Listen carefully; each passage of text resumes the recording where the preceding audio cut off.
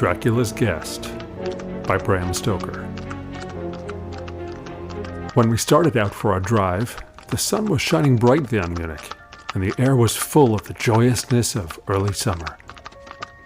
Just as we were about to depart, Herr Delbruch, the maître d'hôtel of the Quatre Saisons, where I was staying, came down bareheaded to the carriage and, after wishing me a pleasant drive, said to the coachman, still holding his hand on the handle of the carriage door, "Remember, you are back by nightfall. The sky looks bright, but there is a shiver in the north wind that says there may be a sudden storm. But I am sure you will not be late." Here he smiled and added, "For you know what night it is." Johann answered with an emphatic, "Ja, mein Herr," and, touching his hat, drove off quickly. When we had cleared the town, I said, after signaling for him to stop, "Tell me, Johann, what is tonight?" He crossed himself as he answered laconically, "Walpurgisnacht." Then he took out his watch, a great, old-fashioned German silver thing as big as a turnip, and looked at it with his eyebrows gathered together and a little impatient shrug of his shoulders. I realized that this was his way of respectfully protesting against the unnecessary delay, and sank back into the carriage, merely motioning him to proceed. He started off rapidly, as if to make up for lost time. Every now and then the horses seemed to throw up their heads and sniff the air suspiciously. On such occasions I often looked round in alarm. The road was pretty bleak, for we were traversing a sort of high, wind-swept plateau. As we drove, I saw a road that looked but little used, and which seemed to dip through a little winding valley. It looked so inviting that, even at the risk of offending him, I called Johann to stop, and when he had pulled up, I told him I would like to drive down that road. He made all sorts of excuses and frequently crossed himself as he spoke. This somewhat piqued my curiosity, so I asked him various questions.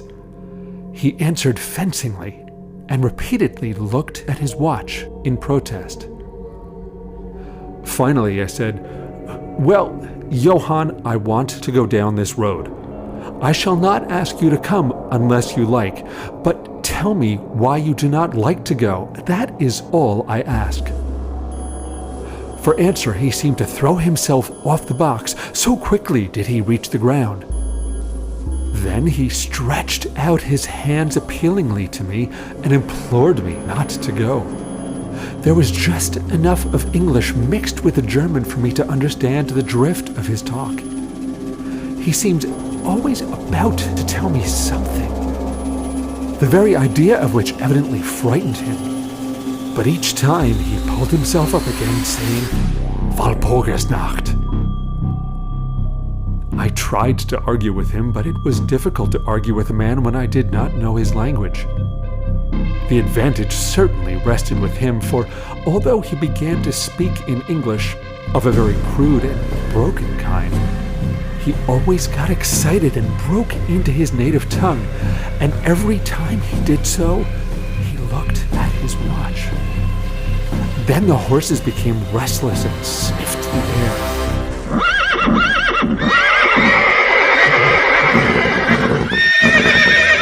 At this, he grew very pale, and looking around in a frightened way, he suddenly jumped forward, took them by the bridles, and led them on some 20 feet. I followed and asked him why he had done this. For an answer, he crossed himself, pointed to the spot we had left, and drew his carriage in the direction of the other road, indicating a cross, and said first in German, then in English, "Buried him. Him what killed themselves." I remembered the old custom of burying suicides at crossroads. Ah, I see. A suicide. How interesting. But for the life of me, I could not make out why the horses were frightened. Whilst we were talking, we heard a sort of sound between a yelp and a bark. It was far away, but the horses got very restless, and it took Johann all his time to quiet them. He was pale and said, "It sounds like a wolf. But yet there are no wolves here now." "No?" I said, questioning him. "Isn't it long since the wolves were so near the city?" "Long, long," he answered. "In the spring and summer. But with the snow, the wolves have not been here so long." Whilst he was petting the horses and trying to quiet them, dark clouds drifted rapidly across the sky. The sunshine passed away, and a breath of cold wind seemed to drift over us. It was only a breath, however, and more of a warning than a fact, for the sun came out brightly again. Johann looked under his lifted hand at the horizon and said, "The storm of snow. He comes before a long time." Then he looked at his watch again, and straightway, holding his reins firmly, for the horses were still pawing the ground restlessly and shaking their heads, he climbed to his box, as though the time had come for proceeding on our journey. I felt a little obstinate and did not at once get into the carriage. "Tell me," I said, "about this place where the road leads," and I pointed down. Again, he crossed himself and mumbled a prayer before he answered. It is unholy. "What is unholy?" I inquired. The village. "Then there is a village?" I asked. No. No one lives there hundreds of years. My curiosity was piqued. "But you said there was a village." There was. He stated. "Where is it now?" I asked.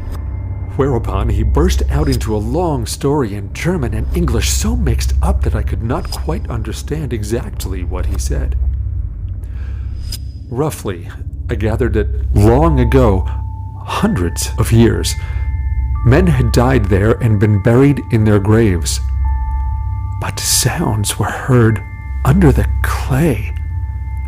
And when the graves were opened, men and women were found rosy with life, and their mouths red with blood.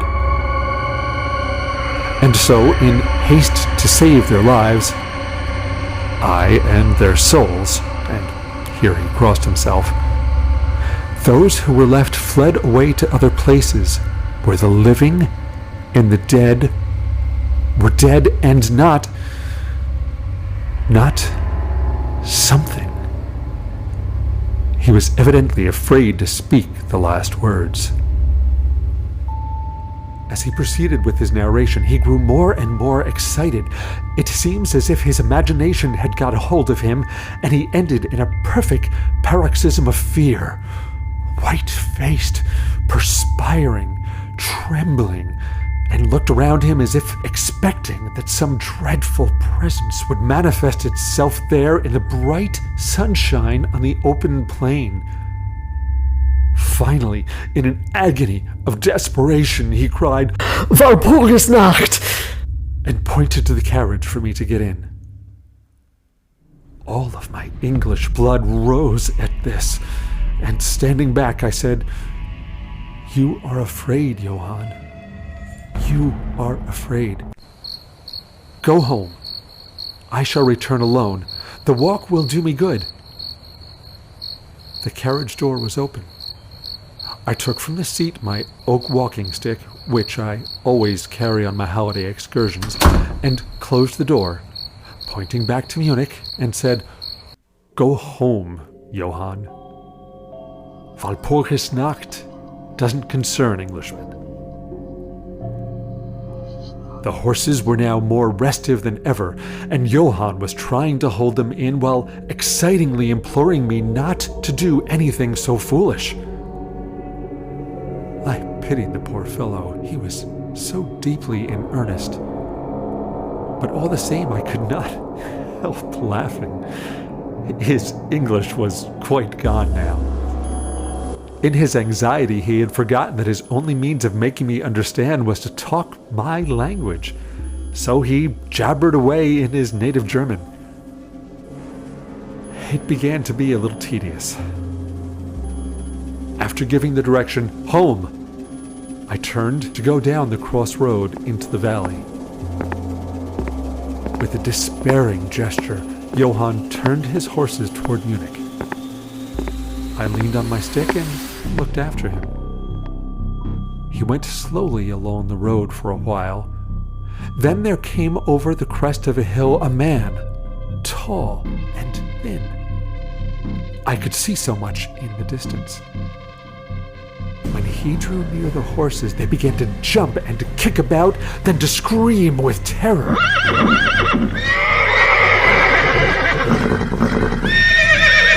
Johann could not hold them in.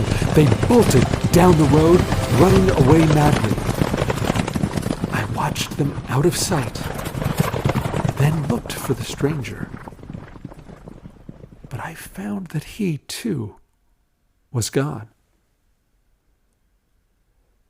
With a light heart, I turned down the side road through the deepening valley to which Johann had objected. There was not the slightest reason that I could see for his objection, and I dare say I tramped for a couple of hours without thinking of time or distance, and certainly without seeing a person or a house. So as far as the place was concerned, it was desolation itself. But I did not notice this particularly till, on turning a bend in the road, I came upon a scattered fringe of wood. Then I recognized that I had been impressed unconsciously by the desolation of the region through which I had passed. I sat down to rest myself and began to look around. It struck me that it was considerably colder than it had been at the commencement of my walk. A sort of sighing sound seemed to be around me, with, now and then, high overhead, a sort of muffled roar. Looking upwards, I noticed that great, thick clouds were drifting rapidly across the sky from north to south at a great height. There were signs of a coming storm in some lofty stratum of the air. I was a little chilly, and thinking that it was the sitting still after the exercise of walking, I resumed my journey. The ground I passed over was now much more picturesque. There were no striking objects that the eye might single out, but in all there was a charm of beauty. I took little heed of time, and it was only when the deepening twilight forced itself upon me that I began to think of how I should find my way home. The air was cold, and the drifting of clouds high overhead was more marked.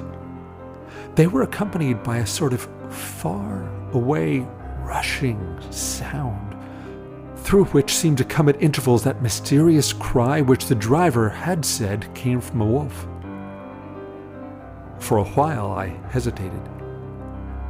I had said I would see the deserted village, so I went and presently came on a wide stretch of open country, shut in by hills all around. Their sides were covered with trees which spread down to the plain, dotting in clumps the gentler slopes and hollows which showed here and there. I followed with my eye the winding of the road and saw that it curved close to one of the densest of those clumps and was lost behind it. As I looked, there came a cold shiver in the air, and the snow began to fall. I thought of the miles and miles of bleak country I had passed, and then hurried on to seek shelter of the wood in front. Darker and darker grew the sky, and faster and heavier fell the snow, till the earth before and around me was a glistening white carpet, the further edge of which was lost in misty vagueness.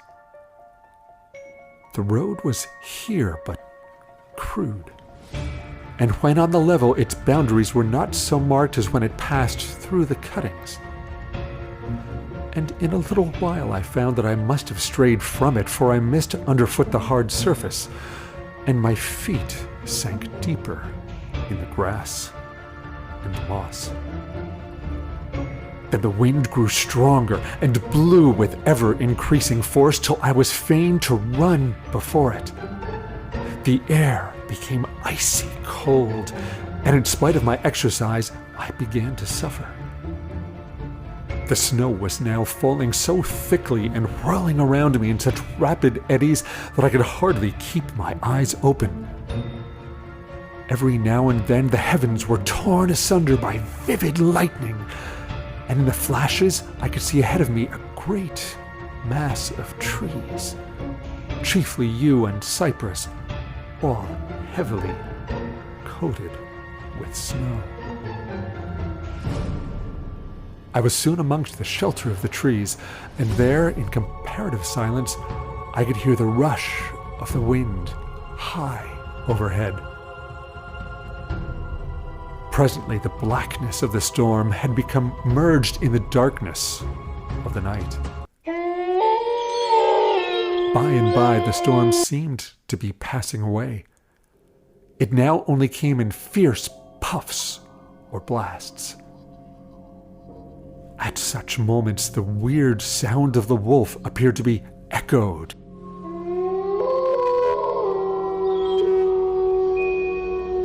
by many similar sounds around me. Now and again, through the black mass of drifting cloud, came a straggling ray of moonlight which lit up the expanse and showed me that I was at the edge of a dense mass of cypress and yew trees. As the snow had ceased to fall, I walked out from the shelter and began to investigate more closely. It appeared to me that amongst so many old foundations as I had passed, there might still be standing a house in which, though in ruins, I could find some sort of shelter for a while. As I skirted the edge of the copse, I found that a low wall encircled it. And following this, I presently found an opening. Here, the cypresses formed an alley leading up to a square mass of some kind of building. Just as I caught a sight of this, however, the drifting clouds obscured the moon, and I passed up the path in darkness. The wind must have grown colder, for I felt myself shiver as I walked. But there was hope of shelter, and I groped my way blindly on. I stopped, for there was a sudden stillness. The storm had passed, and perhaps in sympathy with nature's silence, my heart seemed to cease to beat. But this was only momentary, for suddenly the moonlight broke through the clouds, showing me that I was in a graveyard, and that the square object before me was a great, massive tomb of marble, as white as the snow that lay on and all around it. With the moonlight there came a fierce sigh of the storm, which appeared to resume its course with a long, low howl, as of many dogs or wolves. I was awed and shocked, and I I felt the cold perceptibly grow upon me till it seemed to grip me by the heart.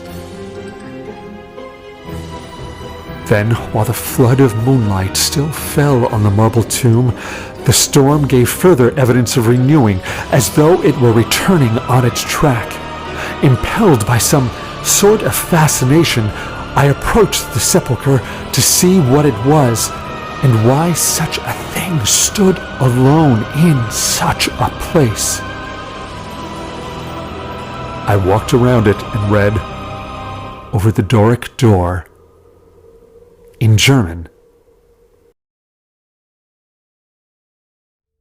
Hey everyone, this is Ajay Tambe, the producer host of CritiAreals.in podcast. If you like this episode, if you like this story, if you like this show, please make sure you go and subscribe to our podcast, whichever platform you're listening on, Spotify, Google, Apple, Ghana, any platforms. Make sure you go and subscribe and follow to our show and connect with us on Instagram @podcastaudios. We are now in world's top 1% most popular podcasts. So make sure you go and check out our other series and episodes.